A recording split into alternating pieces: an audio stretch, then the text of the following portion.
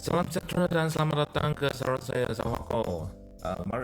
Baru ini Selangor, Kerajaan Selangor telah melancarkan selangkah pada pendaftaran untuk permis penjagaan ataupun penjejakan kontak untuk pengunjung-pengunjung ke suatu bangunan, dan inilah cara yang paling senang kerana dia menggunakan QR code, scan QR code saja anda sudah boleh buat pendaftaran sebelum masuk ke bangunan ataupun permis perniagaan. Jadi sebelum saya teruskan, sila subscribe ke channel saya. Terima kasih. Mari kita tengok bagaimanakah selangkah ini dan how it works. Okay. Kita tengok bahagian sini dulu. Okay.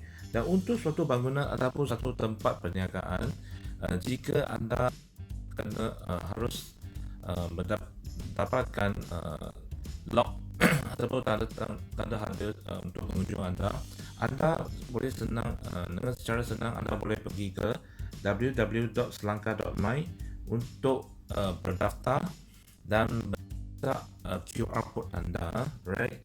Dan ini untuk perniagaan ataupun kondominium ataupun rumah individu pun boleh, ya. Dan business owner go to www.selangkah.my, cara pertama. Kedua, apabila selepas berdaftar dan anda boleh cetak QR code di poster dan letak di dinding bangunan anda, okay, dan pada pintu masuk lah, supaya pengunjung anda boleh scan QR code itu, dan shop lister can scan QR code. Para pengunjung akan scan QR code yang anda letakkan itu sebelum masuk ke dalam premises, okay. Dan ini this will create a lot of book numbers with timestamp. Ini akan create satu logbook untuk bangunan ini, ya.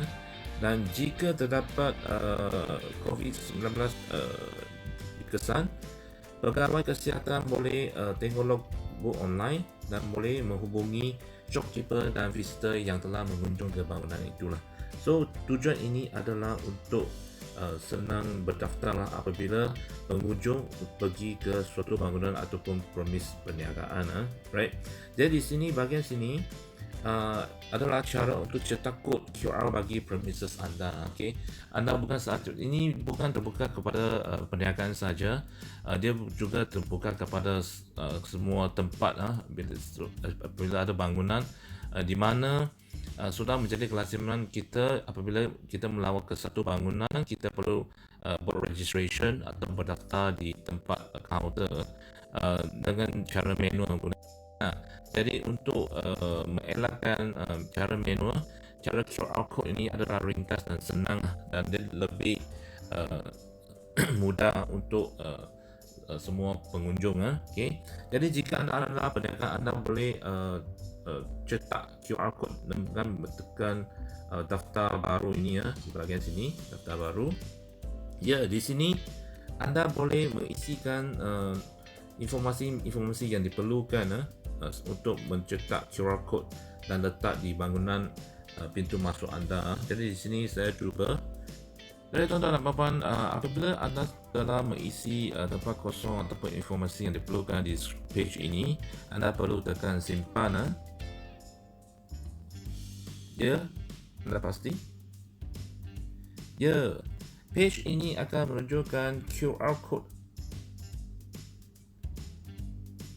Ya, page ini akan menunjukkan QR code anda telah dicetak seperti ini. Ya, QR code anda akan dicetak ini dan anda dengan mudah boleh printkan page ini dan letak di tempat pintu masuk anda. Okay. Dan sini ada petunjuk-petunjuk untuk para pengunjung sebelum masuk ke bangunan premises. Pengunjung boleh, langkah pertama, boleh buka kamera atau imbas kod QR pada poster, ataupun muat turun kalau tak ada QR code scanner. Okay. Langkah kedua, pengguna perlu daftar, pengunjung perlu daftar nombor telefon bimbit, dan hanya dilakukan sekali saja. Senang, okay. Dan langkah ketiga, pengunjung akan menerima PIN dan masukkan ke dalam premises dan pamerkan nombor PIN sekiranya diminta. Jadi ini untuk bahagian pengunjung. Okay. Jadi untuk senang, saya akan tunjukkan bagaimana pengunjung boleh scan QR code. Ya, untuk para pengunjung, anda boleh pergi ke gunakan scan QR code scanner anda ataupun kamera dekat iPhone untuk scan QR code yang terletak di pintu masuk. Ya, scan seperti ini. Dan anda boleh klik. Dan untuk pengguna, anda perlu berdaftar dengan nama dan nombor handphone anda. Okay. Itu anda perlu masukkan, isikan nama anda dan isikan nombor telefon muda alih anda, your mobile phone number, dan tekan register ataupun daftar. Dan anda perlu lakukan ini sekali saja.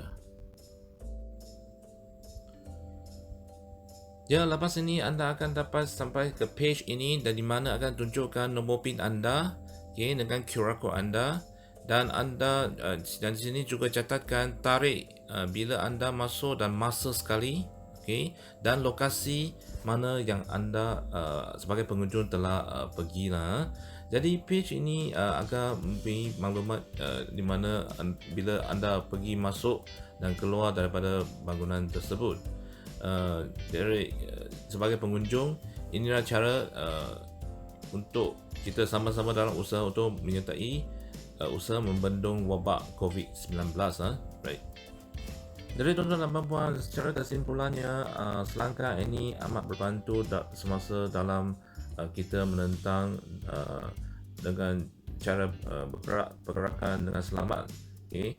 Dan inilah cara untuk kita make sure safe movement during MCO ini, conditional MCO ini. Dan kalau ikut cara yang lazimnya, sebelum kita sebagai pengunjung masuk ke suatu bangunan, kita perlu berdaftar di kaunter lah. Jadi dengan cara QR code, anda tidak perlu gunakan pen. Mungkin ramai yang telah gunakan pen yang sama untuk membuat pendaftaran. Anda hanya menggunakan handphone anda untuk scan QR code dan bangunan itu akan mendapat nombor telefon dan tarikh dan masa bila anda masuk ke bangunan tersebut. Okay. Dan tracking all those traveling in the same transportation visiting premises concurrently. Dan pada masa untuk bangunan atau premis bangunan, dia dapat track sesiapa yang masuk ke dalam bangunan ataupun dalam transportation yang sama lah.